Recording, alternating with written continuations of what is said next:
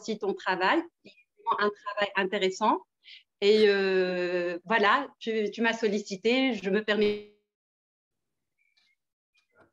Alors, ça coupe. Hanan a une très mauvaise connexion, mais c'est pas grave. Et je suis là parmi vous parce qu'à un moment donné, la poésie a été considérée comme un genre mineur. Et aujourd'hui, avec l'expérience, on dit bien l'expérience du confinement et de la pandémie, on a essayé quand même de tirer la leçon morale, la bonne leçon morale du positivisme, de l'importance d'exister avec une certaine zénitude, de donner de l'importance à l'être humain et aux femmes, puisque l'association prône toujours, c'est l'éloge des activités des femmes dans les divers aussi postes qu'elles occupent, pas forcément une femme qui a pu obtenir un doctorat, pas forcément une femme qui a eu l'occasion d'écrire et de publier, mais aussi les femmes qui ont souffert, les femmes qui ont eu des difficultés quelque part, qui sont des cas sociaux. Aujourd'hui, on est là pour prôner la poésie dans son ampleur, dans son humanisme, et je suis honorée d'être ton invitée. Merci beaucoup, Hanan. Alors, on va justement revenir sur le titre de ce recueil que tu as magnifiquement bien écrit et qui fait référence, Tout ira bien, qui fait référence au fameux Andrà tutto bene, qui était affiché sur les balcons italiens en référence justement au premier confinement. C'est une phrase qui signifie l'espoir et il lève aussi le voile sur nos interrogations personnelles et collectives, puisque ce confinement a bousculé véritablement nos structures sociales et notre rapport à la vie. En tant que parent, en tant qu'enfant, en tant que conjoint, collaborateur, entrepreneur, il a vraiment mis en lumière nos fragilités et a fait exploser nos paradigmes pour nous rappeler une vérité simple et universelle, c'est que nous sommes un. C'est-à-dire que nous étions collectivement impactés par cette même réalité. Et c'est dans cette prise de conscience que nous avons traversé cette pandémie. La poésie, à mon sens, a ce pouvoir de nous embarquer dans un voyage d'exploration intérieure avec son rythme et sa musicalité et suspend en fait notre rapport au temps. C'est une thématique qui a été très importante pendant le confinement, pendant le premier et le deuxième confinement d'ailleurs. Est-ce que tu peux nous parler de ce thème que tu évoques notamment dans La cloche du temps? Alors pour ceux qui ont le livre, c'est en page 21. Exactement. Déjà, Tout ira bien est inspiré, c'est bien de le signaler, que c'est inspiré du slogan, le fameux slogan des Italiens Andrà tutto bene, puisque j'étais déjà confinée à Milan, c'est une ville lombarde, et la Lombardie en tant que région a été vraiment affectée et atteinte par la pandémie d'une façon terrible, et tout le monde presque a soutenu, c'est-à-dire tous les gens de près ou de loin ont soutenu l'Italie dans cette expérience un peu dure et difficile. Mais l'espoir des Italiens m'a choquée vraiment, puisque la pandémie en tant que telle. Parce qu'on a entendu parler, on a vu aussi les couleurs des Italiens, la Dolce Vita des Italiens pas mal de fois, n'importe qui peut voyager ou bien qui a eu l'occasion de visiter l'Italie a su à quel point ce peuple adore vivre, adore manger, adore danser, adore la poésie. Donc, Andrà tutto bene, c'était le slogan qui m'a remonté le moral aussi, qui m'a donné aussi des élans et des ailes, parce qu'on ne peut pas voyager, on ne peut pas monter dans l'avion, on ne peut pas voir le printemps jaillir. Et c'était déjà le titre d'un extrait, d'un de mes poèmes, Les rues vides et le printemps jaillit. Et le temps, la notion du temps était extrêmement importante pour moi dans tout le recueil. La cloche du temps, suspension. Et le plus important dans ce titre aussi, c'est le futur. À un moment donné, on n'a pas su vraiment projeter nos projets, on n'a pas su se projeter dans l'avenir. C'est-à-dire, on a arrêté de vivre et de mettre notre to-do list à un moment donné. Mais Andrà tutto bene, tout ira bien, c'est une projection dans l'avenir avec 3 points de suspension. C'est-à-dire, il y a quand même une continuité, malgré le deuil, malgré la tristesse, malgré la pandémie. Donc, page 21, oui. Ce que tu dis est juste, c'est que dans Andrà tutto bene, où tout ira bien, il y a quand même la conjugaison, le futur. Donc, oui. on se projette sur un temps futur qui est un peu un point d'interrogation parce qu'on ne sait pas s'il y aura un lendemain. Exactement. On avait quand même du mal à se projeter, à organiser ce temps, et ce rapport au temps a véritablement changé finalement. Exactement. Il y a par exemple un poème qui s'intitule carrément Suspension, avec les 3 points de suspension. Il y a la cloche du temps, c'est-à-dire les jours se ressemblent à un tel point qu'on a arrêté de faire déjà des activités quotidiennes différentes. Mais grâce à la création, à la créativité, à la façon de revenir à soi et vers soi, on a pu vraiment trouver cette phase de liberté, malgré l'empêchement d'être libre à un moment donné. Quand on est cloisonné, quand on est clôturé, quand on est sous un seul toit, on ne peut pas changer d'une maison à une autre, on ne peut pas changer vraiment les idées. Mais quand même, la créativité, c'était un voyage en tant que tel. L'écriture était un voyage en tant que tel. Le voyage intérieur qui m'a permis aussi de voir, de concevoir, d'analyser, d'écrire autrement, différemment. Et on trouve pas mal d'expressions, pas mal de vers qui invite à l'espoir. C'est pas facile d'inviter à l'espoir quand on est risqué tout le temps de vivre, de se projeter dans l'avenir. Quand on entend au téléphone, quand on échange avec des amis, et on perd chaque jour des personnes chères, quand on est obligé de rester et de ne pas aller à l'autre rive pour voir et visiter nos mamans, nos mères, nos parents, nos proches. Donc, tout ça, c'était vraiment très difficile. C'était une expérience difficile, mais quand même, on a survécu et c'est le temps maintenant de vivre. C'est pas le plus important de survivre, mais de vivre. C'est-à-dire l'instantané était aussi important. Donc, tu as complètement raison de signaler la notion du temps était vraiment omniprésente, carrément, dans mon recueil Tout ira bien. Et ça s'annonce dès le début, dès le titre, par le futur, ce qui est la projection de l'avenir. On peut pas, c'est vrai, l'instantané est important, on parle du présent, mais aussi se projeter, dire que l'avenir, le demain, le lendemain aura lieu, c'est aussi important. Est-ce que tu veux nous lire un de ces 2 poèmes? À toi D'accord, puisque tu as signalé le titre La cloche du temps, qui est déjà, pour ceux qui disposent déjà de mon recueil, c'est au niveau de la page 21. Donc, La cloche du temps, exactement. Le temps résiste et s'envole vers ses mélodies tristes, sous les regards d'un soleil couchant, mais autant artiste. Les saisons de nos prochains jours sous nos ombres dansent. Les raisons de nos limites se créent fil sans qu'on y pense. Les mots effrayés se pressent et nous garnissent un fond intense. De leur écoulement au bord des silences déroutants, tout un sens. Vers la profonde négligence et ses dures conséquences, les sourires se tracent, les sourires se menacent, les sourires s'oppressent et puis s'effacent dans une rue perdue, isolée et à peine éclairée au bout du tunnel et dont les petits coins rejoignent la carapace, dont les traits d'amour d'avant et les clichés de toujours s'entassent, se dispersent, avancent, s'enfoncent, s'entremêlent et à l'appel se ramassent. Voilà, La cloche du temps, page 21. Tout ira bien. Eh bien, c'est marrant parce que tu as mentionné aussi suspension et suspension commence précisément par la cloche du temps, comme si tu reliais finalement ces deux poèmes. Est-ce que tu veux nous lire, il n'est pas très long en plus celui-ci, Suspension, et ensuite nous dire dans quel contexte tu as écrit justement ces deux poèmes. D'accord. Suspension se trouve normalement au niveau de la page 63. Oui. Mais c'est un titre aussi important parce que Suspension, c'est le seul poème qui contient aussi, au niveau de la titrologie, si on analyse d'une manière vraiment scientifique et littéraire, Suspension et Tout ira bien, on trouve quand même un jeu de miroir. Il y a la présence de la typographie, des 3 points de suspension, et on ne peut pas dire suspension en négligeant aussi les 3 points de suspension.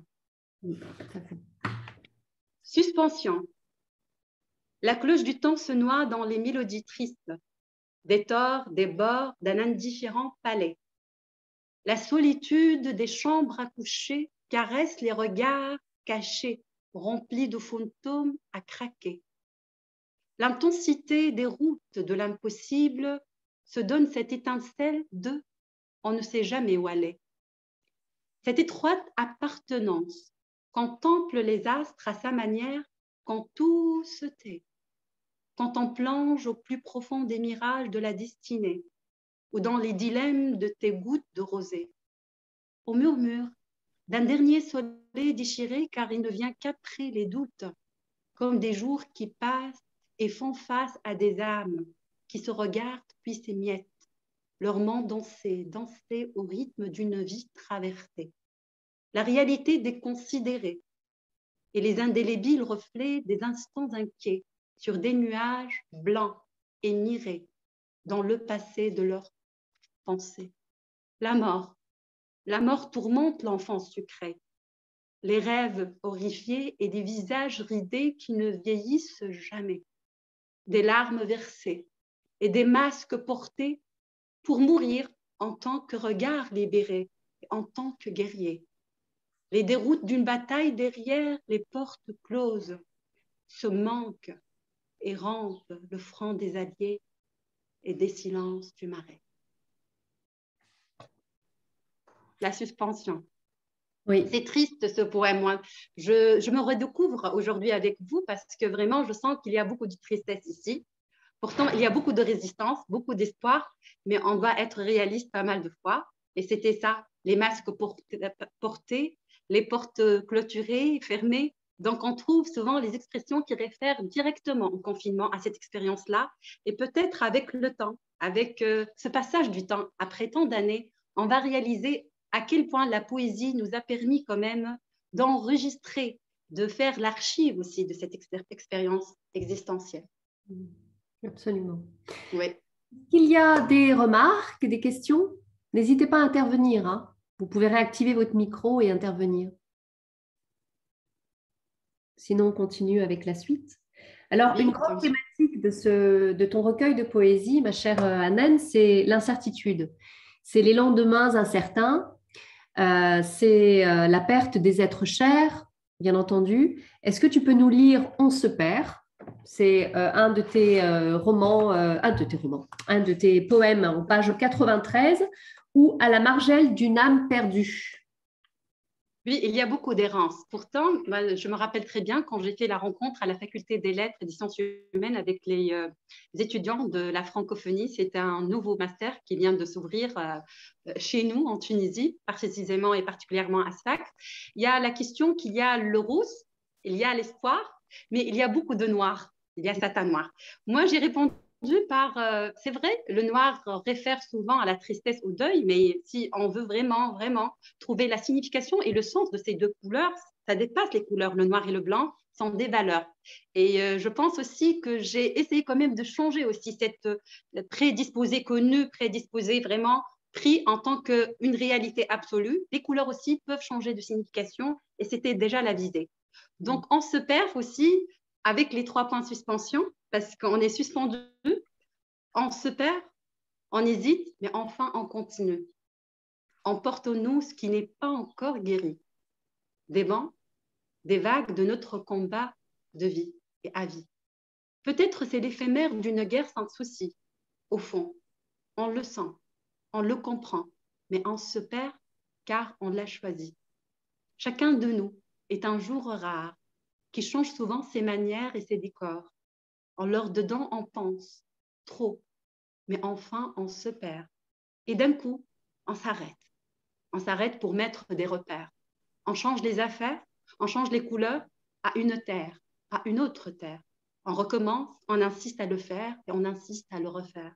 Les habitudes, les goûts, les envies, les lits, les habits, les mots non dits, les marathons, des saisons de l'été à l'hiver, les reculs des jours et ce qui se révèle d'hier, les souvenirs qui se cachent derrière. On se plonge dans l'infini mer et on continue à le faire et à le refaire. C'est le mystère d'une vie éphémère. Alors, dans ce poème, c'est vrai que tu abordes une question fondamentale, c'est la perte des repères. C'est-à-dire, on se perd quelque part dans ce processus de perte, on se retrouve finalement, parce que ce qu'il y avait à l'extérieur, finalement, cette structure qui nous est imposée par l'extérieur, avec des horaires précis pour le travail, etc., tout ça a été complètement chamboulé. Et finalement, il a fallu qu'on se réfère quelque part à nos propres repères ou nos remères, parce que j'aime bien mettre du féminin dans tout ce que je dis. Très bien. Bien joué. Voilà. Et comment finalement on s'est acclimaté ou on s'est mis au diapason d'un rythme naturel. Je pense qu'il y a aussi ça, c'est-à-dire que même si on a perdu nos repères extérieurs, sociaux, etc., familiaux pour certains, parce que c'est vrai que moi, dans mon entourage, par exemple, il y a beaucoup d'amis qui se sont séparés parce qu'ils se sont rendus compte que la vie qu'ils vivaient était en décalage par rapport à leurs sentiments réels. Donc, il y a quand même quelque chose de cet ordre-là, d'aller à l'intérieur pour donner du sens à l'extérieur. Il y a une forme d'introspection. Est-ce que Exactement. Tellement on appartient à une époque très accélérée, le rythme accéléré. Déjà, on peut trouver dans l'énumération, beaucoup de mots qui se succèdent d'une manière condensée, les marathons, les habitudes, les rituels, les sociétés. Donc, c'était le rythme d'avant. Peut-être le confinement nous a permis aussi ce retour, cette tournée, cette introspection pour comprendre nos relations, pour remettre en question nos relations. Et là, Léla, tu viens déjà de mentionner un point très important aussi, les conflits qui existent entre les couples.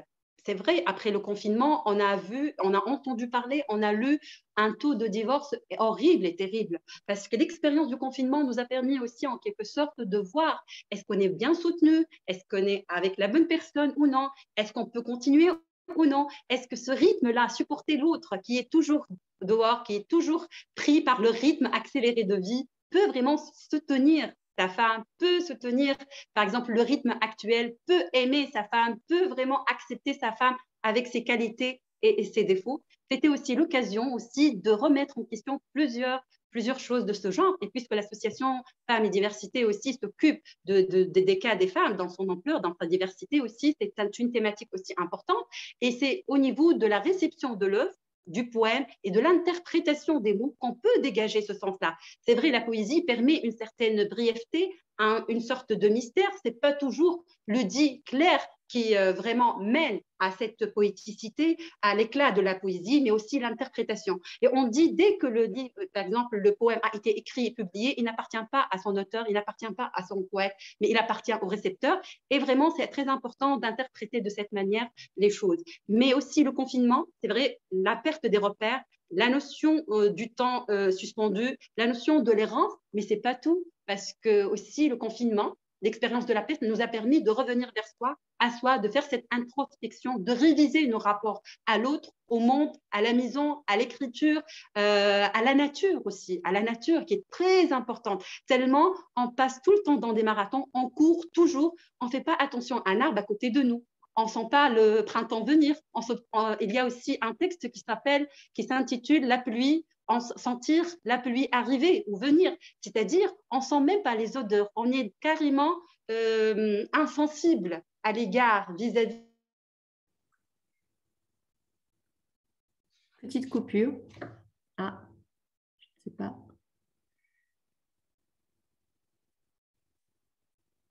Alors, je ne sais pas, est-ce que vous m'entendez?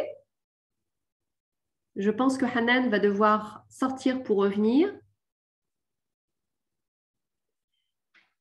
Alors, je vais la réactiver. Est-ce que vous m'entendez, Ménel? Importante production. Ça avait coupé, ma chère Hanan. D'accord.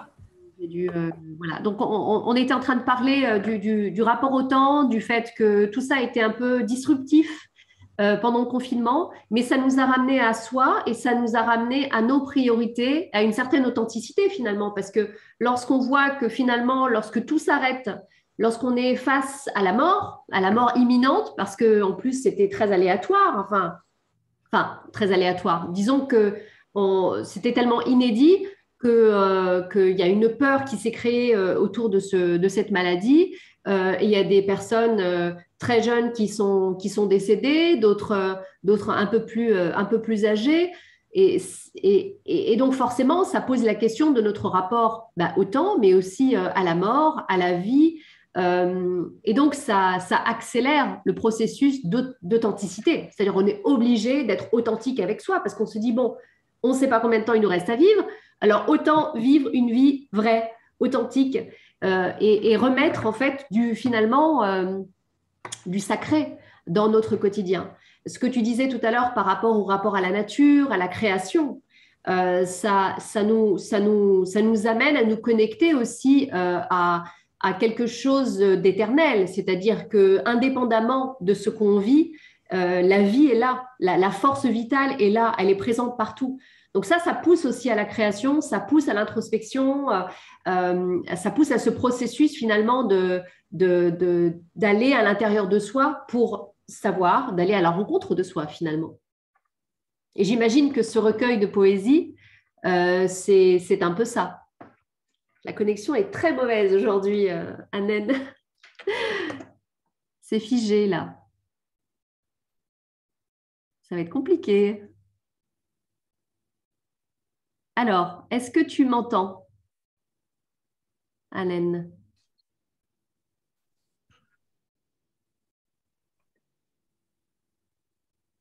Bon, eh ben, ça va être compliqué là. C'est dommage, surtout qu'on avait une bonne connexion tout à l'heure.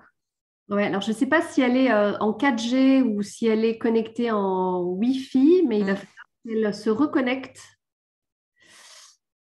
Bon, elle est sortie, donc elle va se reconnecter. Bon, j'espère que ça ne va pas être trop impacté pour le reste. Très bien. Alors, je ne sais pas, Ménel, est-ce que tu as, au fait, est-ce que tu as lu le livre? Est-ce que tu l'as avec toi? Alors, honnêtement, moi, je l'ai pas lu. J'ai pas eu le temps de le lire. Donc, j'ai quand même parcouru des extraits de son recueil, justement, où il y a vraiment une beauté des mots, c'est sûr. C'est vrai qu'habituellement, je ne lis pas de recueil de poésie. Voilà, mais c'est vrai que c'est quand même assez... Comme elle en parle, c'est quand elle dit justement l'interprétation des mots, en fait, et comment on amène les mots et les choses à travers la poésie, en fait, dans notre quotidien. Et surtout sur une période qu'on a connue, qui a été celle voilà, du confinement, etc., bah, ça amène, je veux dire, un côté un peu plus prise de hauteur.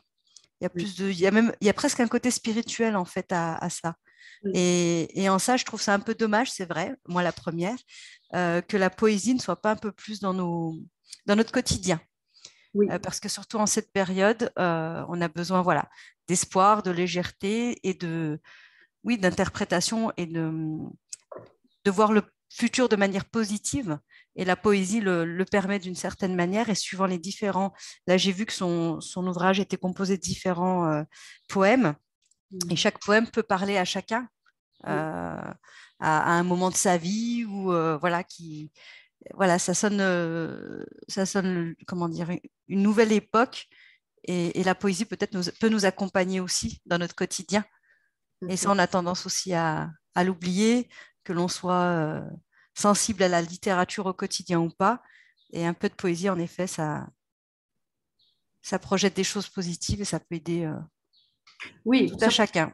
Surtout qu'il était vraiment écrit dans un contexte où ça oblige finalement à donner un sens à ce qu'on vit et à mettre un regard... à mettre un regard poétique, c'est-à-dire à donner du sens aussi à la difficulté de la situation, à voir la beauté aussi de ce que cet événement a amené. Déjà, la sensation que c'est un événement qui nous a rappelé que nous étions une seule humanité. Et je trouve que voilà, aborder ces questions par le biais de la poésie nous permet déjà de prendre de la hauteur et de regarder cet événement ou ce qui nous a tous touchés de manière différente, de faire un pas de côté et d'apporter un éclairage plus humain par rapport à cette situation. Rachid, est-ce que vous voulez intervenir? On fait un petit peu d'échange en attendant que Hanan se reconnecte, en espérant qu'elle se reconnecte. Il faut réactiver votre micro. Ah, Hanan est de retour. Ok, c'est bon. Donc, comme je disais, j'ai eu l'occasion de rencontrer Hanan ici à Alger. Et j'ai eu ce plaisir de l'écouter, déclamer ses poèmes. En pleine nature. Bonjour. Bonjour. Donc là, je disais que à Leïla, j'ai eu cette chance de rencontrer Hanan ici à Alger. Et j'ai eu cette chance aussi de la voir et de déclamer certains de ses poèmes en pleine nature, avec une mélodie des oiseaux à côté. Donc, c'est pas des poèmes de ce livre. Donc, ce livre, donc c'est la première fois que je l'ai su à travers votre placard publicitaire. Moi, je dis le poète, mais la poésie, donc le poète, il est un petit peu le témoin de son temps. Donc, il est là tout le temps à figer un petit peu tous les événements. D'ailleurs, on peut faire une rétrospective de l'histoire à travers des poèmes de certains poètes, que ce soit pour la Première Guerre mondiale, la Deuxième Guerre mondiale. Et chaque pays, il peut revivre son histoire à travers de différents poètes qui retracent l'histoire. Donc, ce qu'il a fait Hanan, à travers ce recueil, c'est un petit peu de nous faire revivre et de nous faire ressentir un petit peu ce que certains ne peuvent pas peut-être exprimer de manière poétique, mais cette période de confinement qui nous interpelle un petit peu.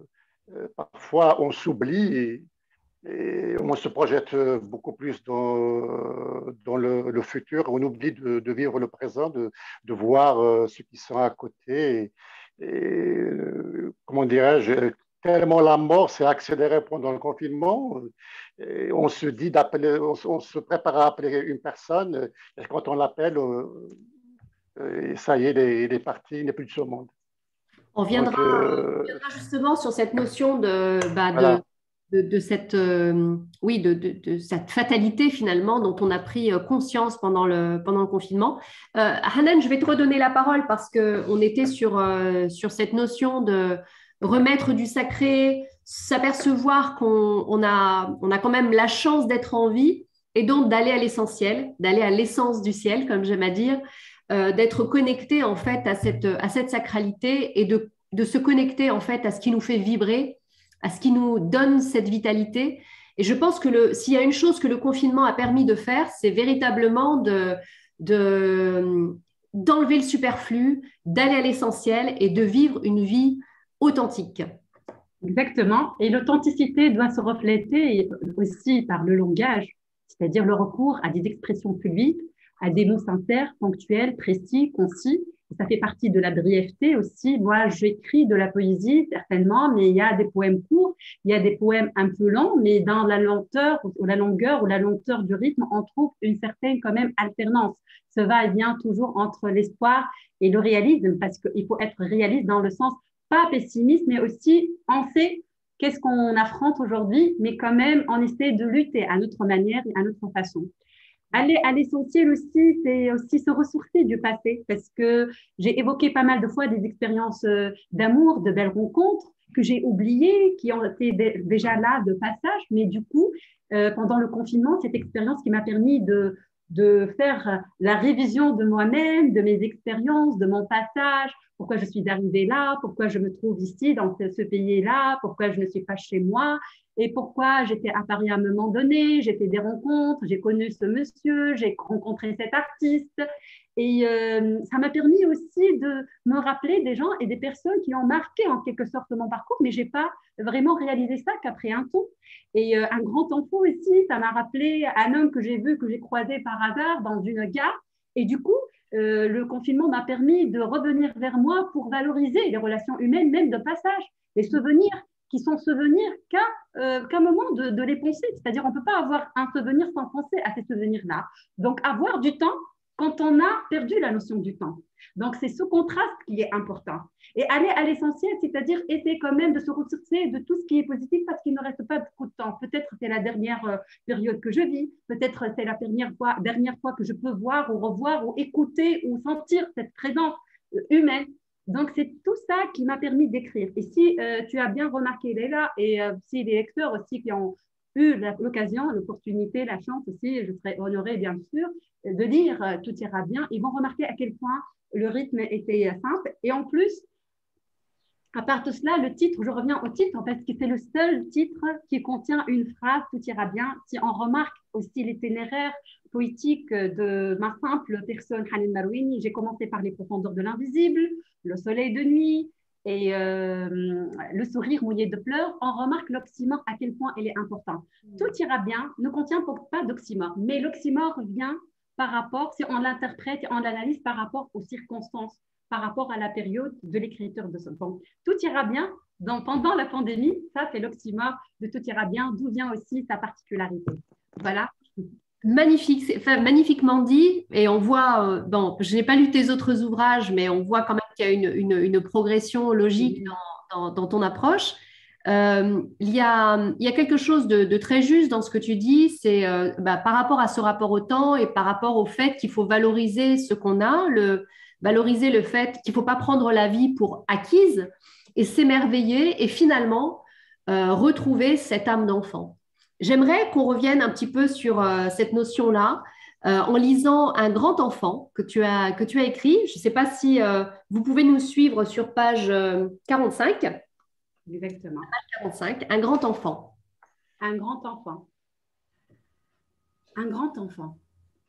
Tu as dans tes mots toutes les réponses sans aucun mot. Les guérisseurs des silences.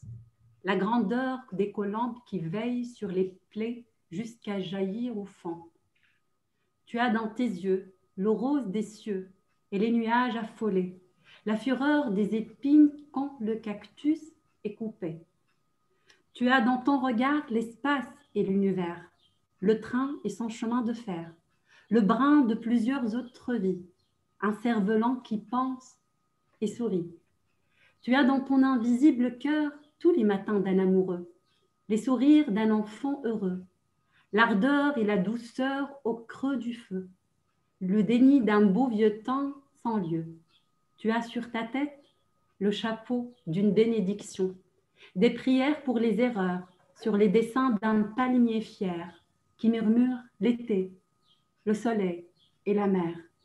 Tu as dans les paumes de tes mains une odeur et les lignes de ton destin, les défis, les chemins et leur déclin, les moments ratés ainsi que les gains pour un nouveau début jusqu'à sa fin.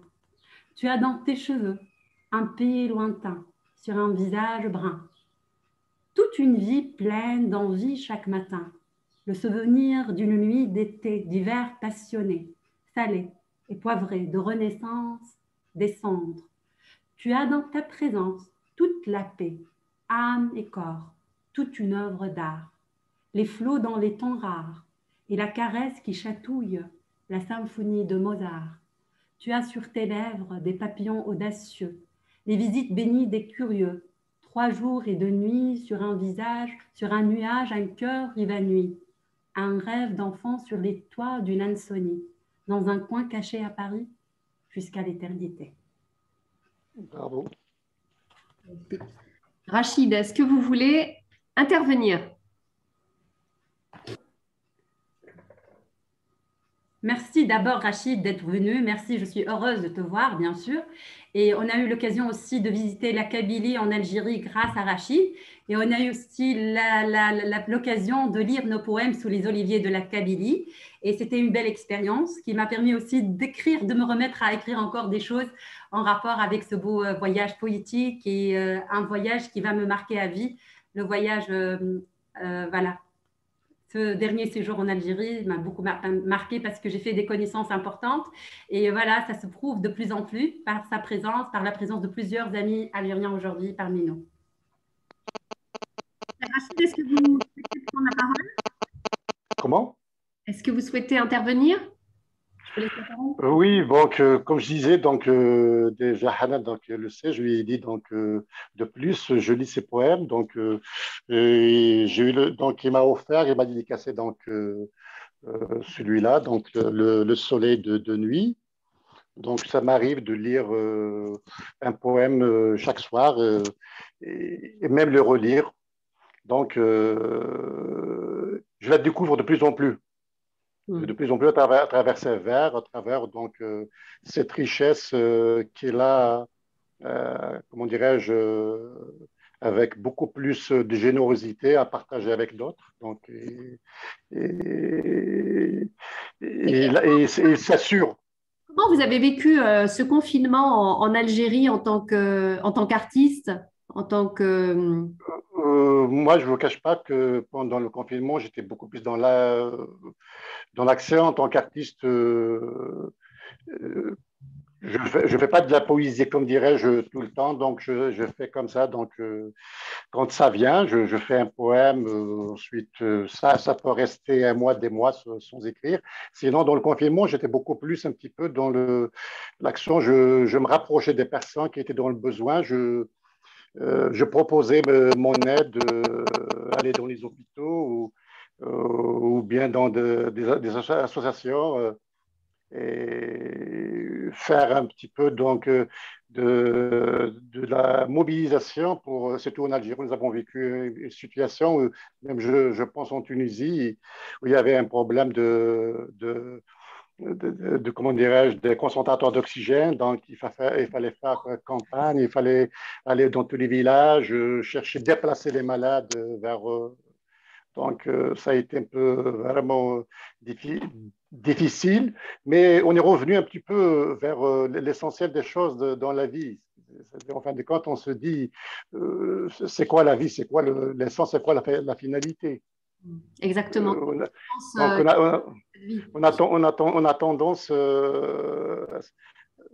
parfois à s'intéresser à certaines choses qui sont vraiment accessoires, on oublie des choses qui sont importantes. Parfois, on oublie même de dire à une personne qui est à côté qu'on pense à elle, ou bien qu'on l'aime. On ne prend pas le téléphone assez pour rappeler les personnes qui sont loin et leur dire juste comme ça, comment dirais-je, qui sont importantes. Voilà. On a tendance à dévaloriser dans toujours cette quête à chercher un petit peu c'est l'humain, c'est l'ambition et tout ça. Donc à chercher toujours à être au summum de l'ambition. Ah, le son a été coupé, Rachid. De revenir un petit peu, comme je t'ai dit, à l'essentiel des choses, et juste vivre tout simplement. Alors, Hanan, merci beaucoup, Rachid. Est-ce que le fait d'être dans la création artistique, le fait d'écrire ou de créer, est-ce que quelque part, ça t'a permis, enfin le fait d'écrire ce recueil de poésie en l'occurrence, ça t'a permis de mieux vivre justement cette période de confinement? Est-ce que tu as constaté que tu étais peut-être plus inspiré du fait d'être confiné? Est-ce que tu avais beaucoup, beaucoup de matière pour créer? Moi, j'ai interviewé beaucoup de femmes qui ont écrit leur premier livre ou qui ont décidé de dessiner pour se lancer dans la peinture ou dans la couture, de faire de la création artistique parce que justement le contexte du confinement leur permettait et les obligeait quelque part à avoir une activité. Est-ce que tu as ressenti qu'il y avait ce type d'énergie dans ta création aussi? La vérité, j'ai passé les 5 dernières années, c'est-à-dire à partir de 2015 à 2020, dans l'errance, parce que j'ai une thèse à finir.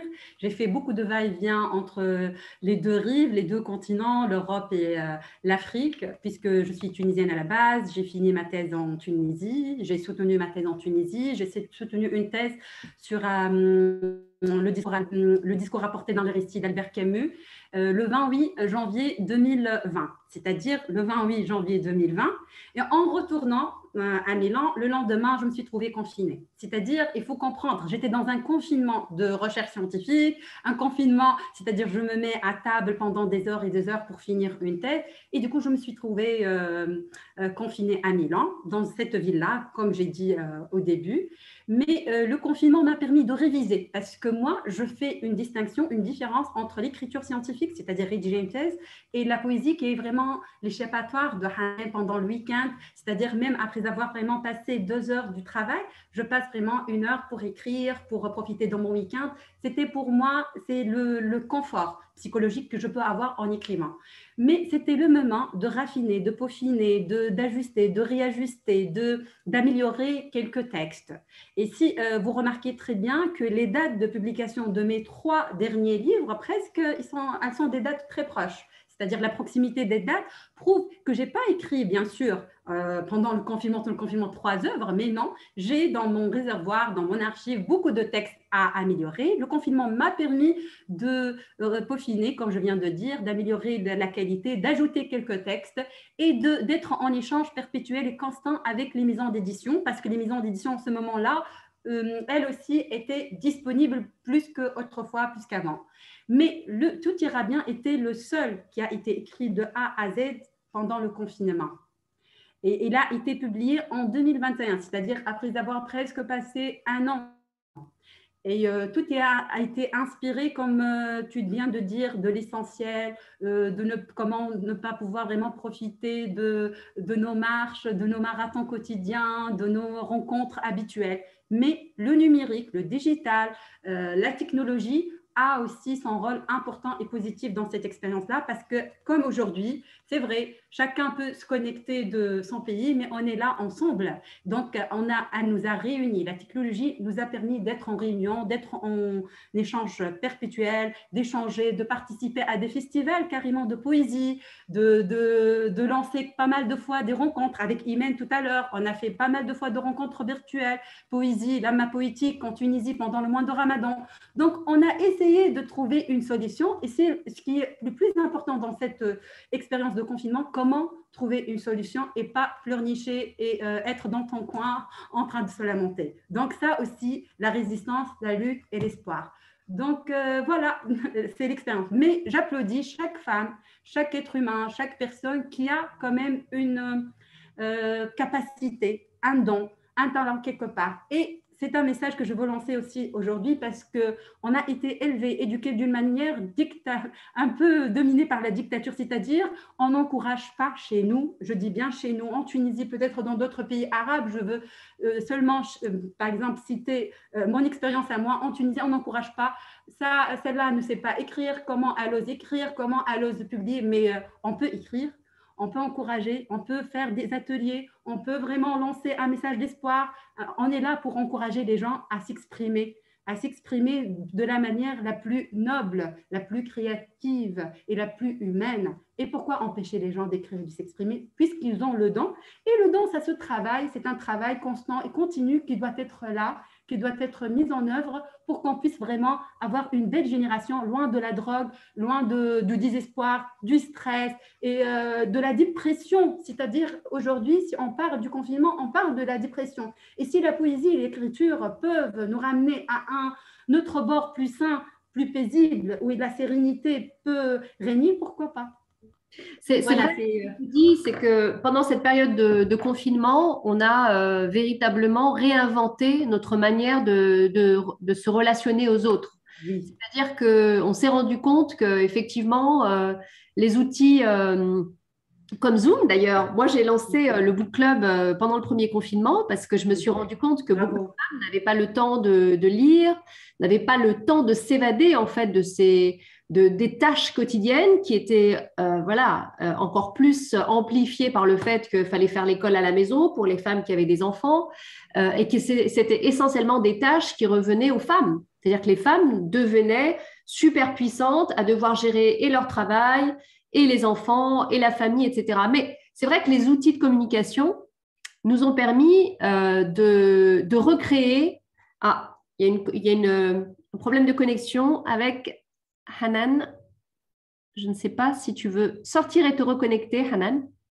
Mais je termine sur cette notion de connexion, comment les outils finalement technologiques nous ont permis de nous réinventer nos rapports sociaux et de nous reconnecter à l'autre. Alors, Hanan, je ne sais pas si tu arrives à nous entendre. Bienvenue Ahmed, qui vient de se connecter. Je voulais, Hanan, si tu nous entends, bon, quand tu vas te reconnecter, je voulais parler d'un de tes poèmes que je vais peut-être lire en attendant que tu te reconnectes, qui parle précisément justement de ce rapport à l'autre, de ce souvenir de l'autre. Je vais lire le poème suivant, Exorcisme de mes rêves, en attendant que Hanan se reconnecte. Très bien. Il avait dans son sourire quelque chose qui rassure. Il avait dans son regard la trêve après la guerre. Il avait dans son essor le retour après le départ.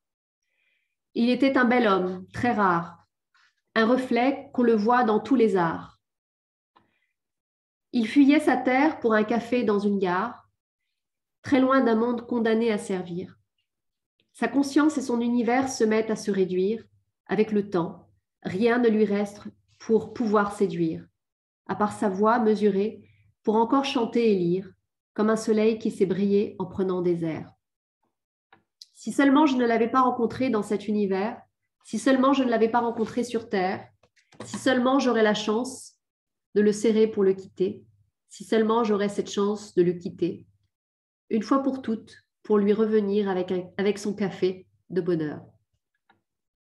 Donc c'est le rapport au temps, le rapport au temps et le rapport à l'autre qui est questionné ici, et notamment de cette rencontre un peu furtive qui est faite de ces rencontres, on va dire, superficielles, ou qu'on peut considérer superficielles, mais qui prennent toute leur importance dans un contexte où le rapport au temps est largement questionné. Alors, bienvenue Ahmed dans notre book club.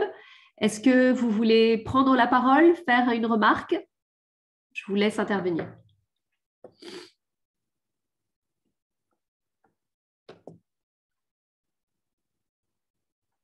Hop. Est-ce que vous nous entendez? Non. Très bien. Bon, bah écoutez, j'attends que Hanan se reconnecte pour pouvoir terminer ce live. Ce que je vous propose, c'est qu'on va procéder au tirage au sort pour le book club du mois prochain. Alors, le mois prochain, nous avons un book club en présentiel à la librairie Aswa, le 29 juin prochain, pour aborder le livre de Naïma Guerziz qui s'appelle Les Tisseuses. Donc ça, c'est une édition spéciale puisqu'il y a une nouvelle couverture.